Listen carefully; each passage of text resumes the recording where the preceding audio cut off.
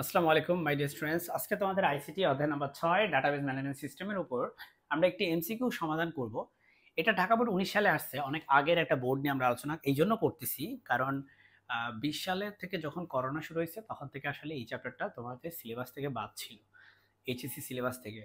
যাই হোক, ডেটাবেজে এসকিউএল টেবিলে নতুন রেকর্ড সংযোজনে কোন স্টেটমেন্ট ব্যবহার করা যায় একটু যদি খেয়াল করো, যে এসকিউএল টেবিল যেটা কোয়েরি ল্যাঙ্গুয়েজের ক্ষেত্রে আমরা নতুন কোনো যদি রেকর্ডকে সংরক্ষণ করতে চাই, তোমরা নিশ্চয়ই জানো যে রেকর্ড কি।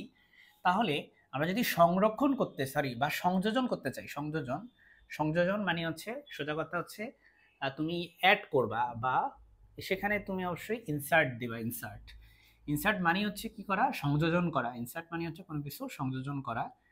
আর এখানে ক্রিয়েট মানে হচ্ছে নতুন তৈরি করা।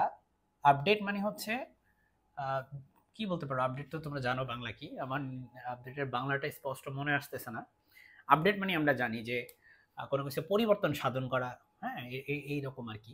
সিলেক্ট মানে তো জানো যে বাছাই করা। সো এর মধ্যে হচ্ছে কোনটা হচ্ছে সংযোজন বলতে কি বোঝায়, সংযোজন বলতে আসলে ইংলিশে বোঝায় ইনসার্ট করা।